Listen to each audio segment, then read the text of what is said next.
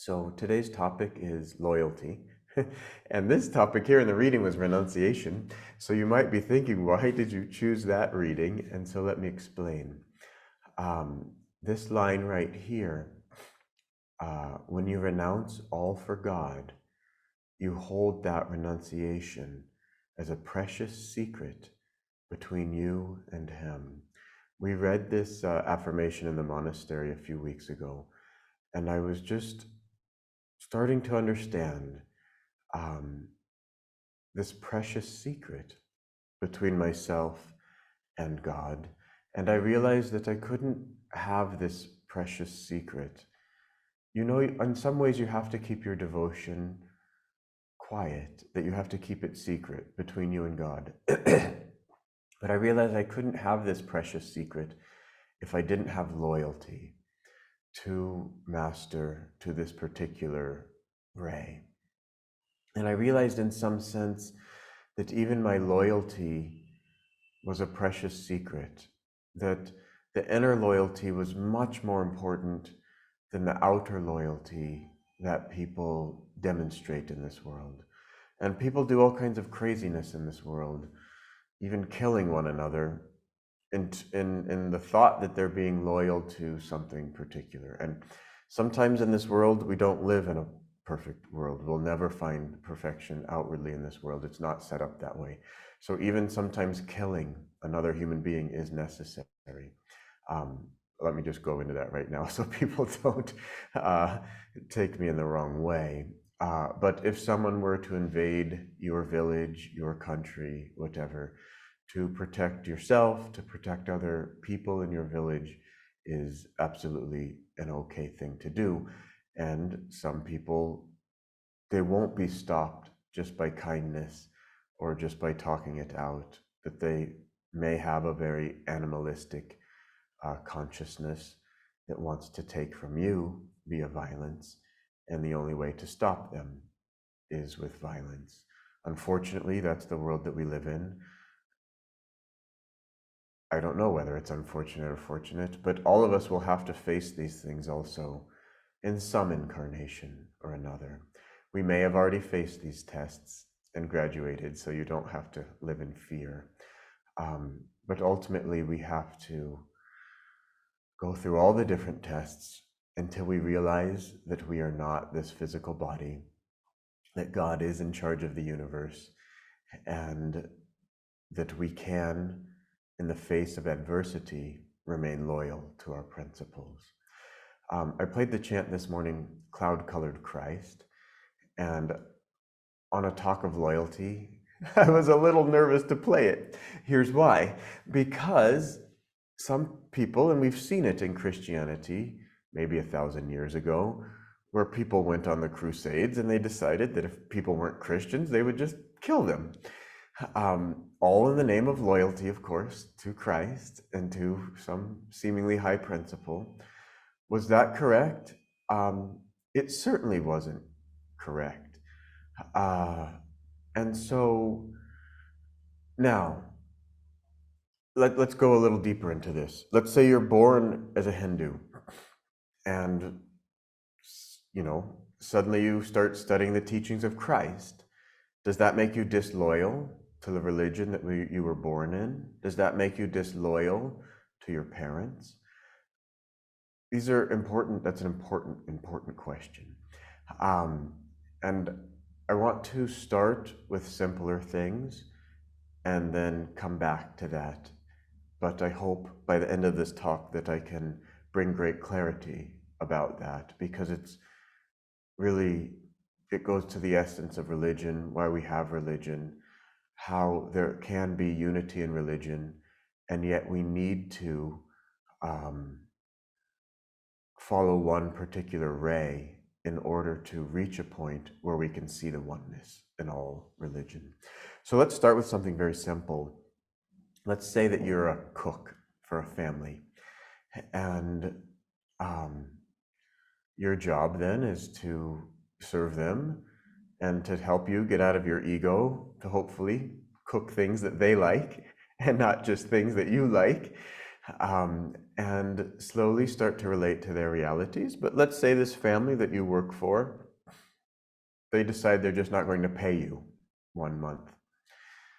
Should you remain loyal to them? It depends on why they decided not to pay you. If out of their own greed, they just were being greedy so that they could go buy a bigger car or something, and that's why they didn't pay you, then I would say you should quit. If they were having financial troubles and they just were doing their best, but they also didn't have much money in that moment, then I would say stay loyal to them. See if you could make it through the situation together as a group. And so that's just the beginning, the beginning of this long, long journey of learning loyalty through many incarnations. So let's say, unfortunately, that we were with a bad family and they wanted a bigger car. So we decide that's it. I'm going to be loyal to my principles. And I, perhaps, in that situation, many incarnations ago, had a family to feed. And so my principles are that if they're not going to pay me, I have to remain loyal to my family as well, not just the family that I work for. So I'm going to quit, and I'm going to decide to start my own business where I can take charge of my own fate and destiny. Shopkeepers learn that they should be loyal to their customers. Once Swamiji scolded a shopkeeper. I think it was in Italy. It might have been in Switzerland. It was somewhere on the border. I'd have to go look that up. But Swamiji came into her shop and said, "I want to buy a hat." He said, "What hats? What kind of hat do people like these days?" She said, "What do I care? I just give them whatever they want, and I take their money, and I never see them again. Who cares?" And Swamiji scolded her. "Shame on you. You're looking at business just as an opportunity to take people's money. You should take this as an opportunity to make friends and to learn to be loyal to people and to help them." And then Swamiji just left her shop. A year later, Swamiji was in this same little town, and the lady saw him and came up and started hugging him and saying, thank you, you changed my life." Because from then on, she saw every human being that came in as a potential friend. And these principles, the principles of loyalty, of friendship, these are what are very, very important. And so she realized that. And we don't even realize how important these principles are yet, especially in our lower incarnations as we're just building our way up towards higher and higher self-realization. But if someone comes and tells us that these are important, we should at least try to figure it out. And so this lady did that, and her life was changed. We don't realize it because we don't see how all of our lives are interwoven again and again, and we're meeting the same people over and over again, and we are building these friendships, which help us on our path to God realization, and just help us achieve all of our other goals as well. Anyways, this shopkeeper, as he goes through many incarnations, eventually will realize that he'll be able to build a bigger business once he starts thinking more about others. And once he can employ other people, not in the beginning, he'll employ other people just to see how much can I get out of this guy so that I get even more rich for myself. But over many incarnations, he'll realize the more I give to my employees, the more I also get, and my business benefits, it grows. And then eventually just that principle, just that feeling of giving to others and helping them achieve their highest potential in that particular incarnation by giving them position, that begins to feel better than just making money for oneself. And he realizes the importance of staying loyal to his employees for a lifetime. And he really starts to understand loyalty at its core, and he'll want to become a leader. Not just think about making money for himself, but helping others achieve their highest potential. And Now things go all over the place, don't they? Because there might be a leader like Hitler. Let's say we lived in Germany during that time. Of course, one should be loyal to one's country. One should be loyal to one's leader. But when one's leader really goes really off, then what do we do? And the essence is that we have to look at the principles.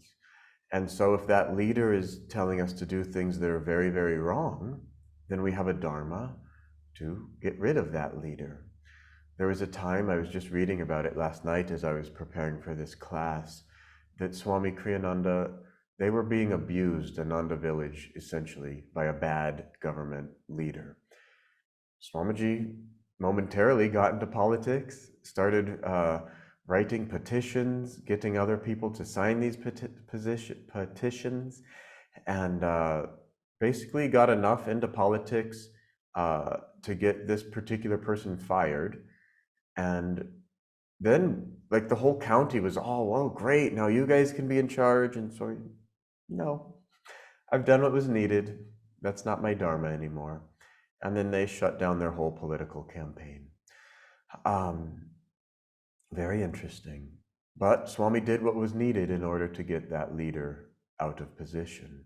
So he was being loyal to all of the rest of the citizens in that particular county. So he wasn't just loyal to a bad leader, he was loyal to principles. Just something I want to interject about Hitler. One would think, wow, he got really, really bad karma. And yes, he did. But he didn't take on all the karma for everything that happened. All the citizens also of Germany at that time, they take on some of that karma, and they also will have to work out that karma. Think about that. So yes, it is right to be loyal to our country, to be loyal to our leaders, whether they are in the office or in a political position in the country that we live in. But beyond that, we have to be loyal to principles. This also is important and will take us to Christ and Krishna discussion. Can we be loyal to India and to Malaysia, as an example? Absolutely. That we have to learn by being more and more loyal to one country to expand our loyalty to all countries. So we don't want to have a Kali Yuga type of loyalty that says I'm only loyal to this country and therefore I hate all other countries. It simply doesn't work. But by learning to be loyal to one country, then we can respect the loyalty that others have to their country, and then we can learn how that all comes together in one beautiful way, and how we can all cooperate, how we can see unity in diversity, and how the whole picture fits together. And it's important to learn it in this physical plane, in this physical world, in real life situations like this, in the office, or I don't know, in living in some particular country, before we start trying to grasp big, deep truths like Krishna and like Christ and how that all comes together. We probably naively think as we come on the spiritual path that we'll just pray to God and we'll be good people, and then one day, out of the forest, maybe in a loincloth, we'll pop our guru. He'll just pop out of the forest. He'll say, "Oh, my beloved, you're finally ready." And he'll sit down, meditate with us, give us a little tap on the chest. We'll go into samadhi. But let me tell you, it doesn't work that way. That our guru doesn't just pop out of the forest one mighty fine day and give us samadhi. That we've probably grown up with our guru lifetime after lifetime after lifetime. And he's probably just been a little bit ahead of us. Maybe he was the leader in the office when we were all manufacturing tires or something. And now, so who knew that when you were the guy making the tire, however that process works, and he was the one doing the accounting and deciding who was on staff and who wasn't and who was getting paid what, that your loyalty to him was going to have some consequence way down the line when it turned out he was your guru? You had no idea of it at that point.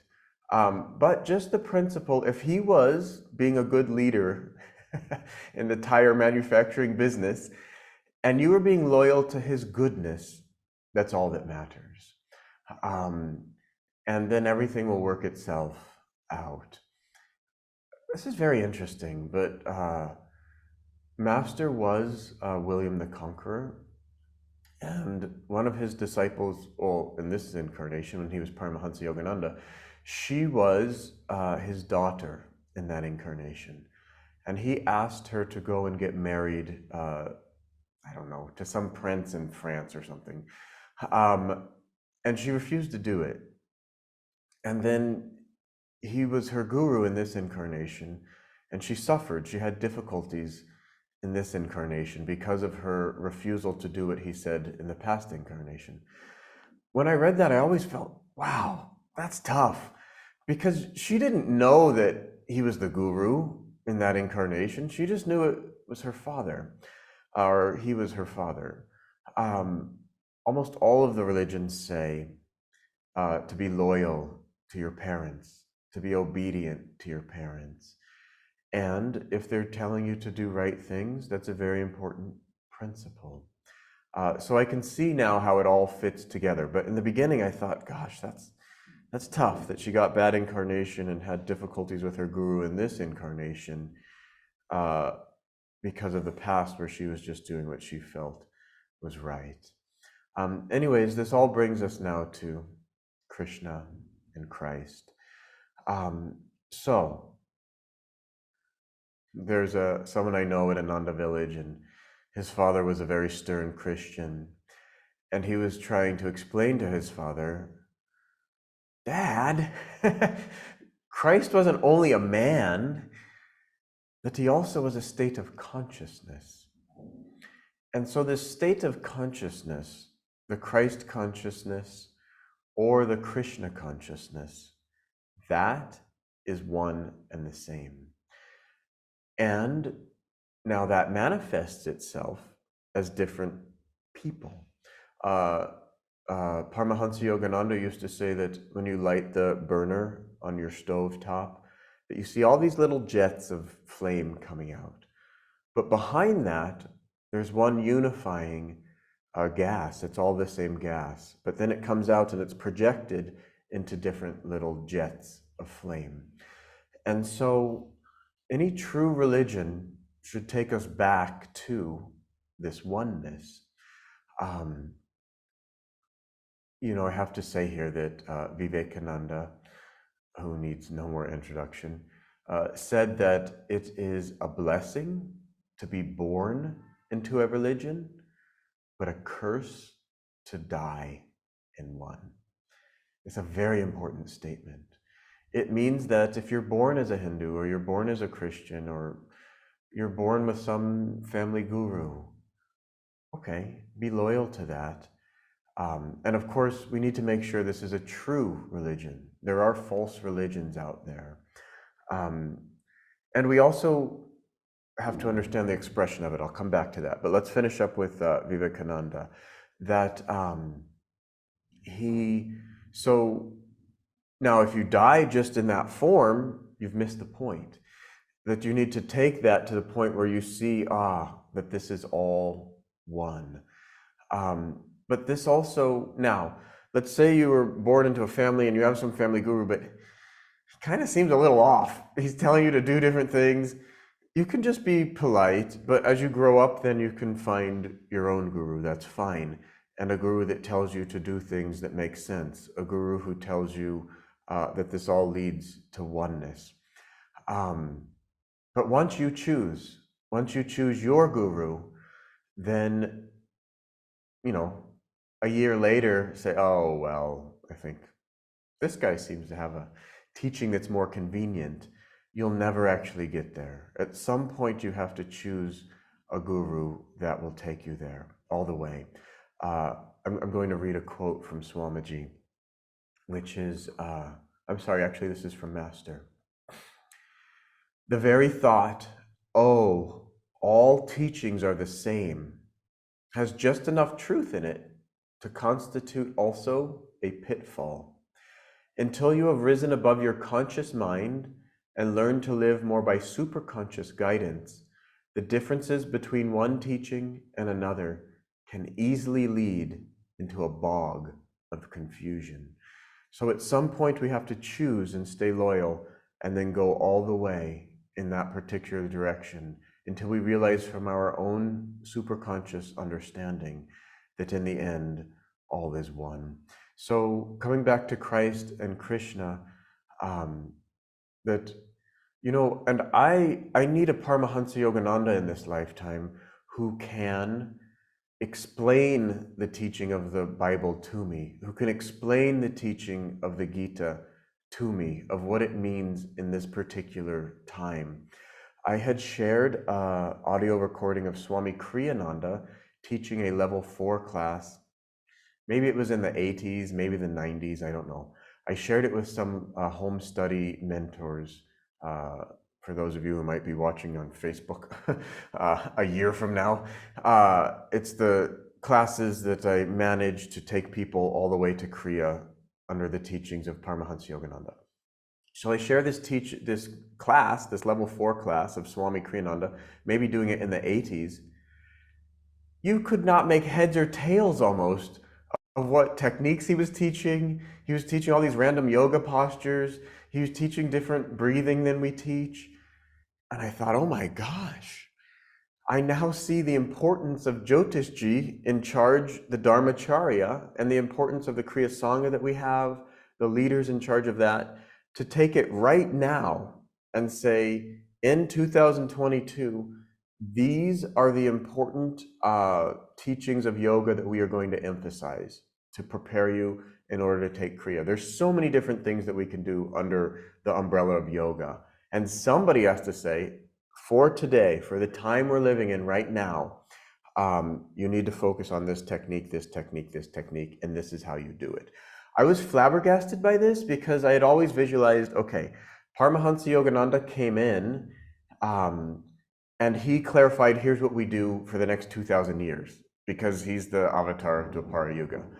But I didn't realize how much things change even over 20 years, 30 years, and that we need an outward leader to show us, okay, we're going to do it like this. And you have to think about it. Even, you know, we didn't have the ability to teach Kriya Yoga online. All the Kriyacharyas just had a meeting. Should we be doing this? Things like this will change again 20, 30 years from now. And so there have to be leaders who give us the outer framework. This is how we're going to do it, who interpret the inner essence of what a Paramhansa Yogananda said, or what a Christ said 2,000 years ago. And so we have to be loyal to this outward form that we also choose in this particular incarnation. For those who might be watching and are new to all of this, take your time, choose wisely, find a teacher, find a spiritual path that makes sense to you, that resonates with your heart, and then stick with it all the way till the end. Those of you who are here on Zoom right now, you've already, most of you, chosen. Stay loyal to it. Stay loyal for a lifetime. If there's something you don't understand, ask and get clarity within yourself by asking those who have gone before you on this path. If a difficult time comes, that's the time to deepen your discipleship even further. When the going gets tough, the tough deepen their discipleship. I know it doesn't rhyme, but that's what needs to be done, that we have to go even deeper into our discipleship. I want to read a quote and then we'll end with healing prayers. And these are the words of Master. No matter how far a disciple has strayed from the spiritual life, he can be saved if he is sincere and honest with his guru. He can be saved, no matter how far he strayed, if he is sincere and honest with his guru. Be loyal to Paramhansa Yogananda. Be loyal to the channels that represent Paramhansa Yogananda in this incarnation, and you can go all the way and be completely saved and be a Jivan Mukta in this lifetime. I was supposed to also talk about how to win loyalty from others, but I don't have time. But we can not force that. We can attract that. The same with love. Don't force people to love you. Attract that love.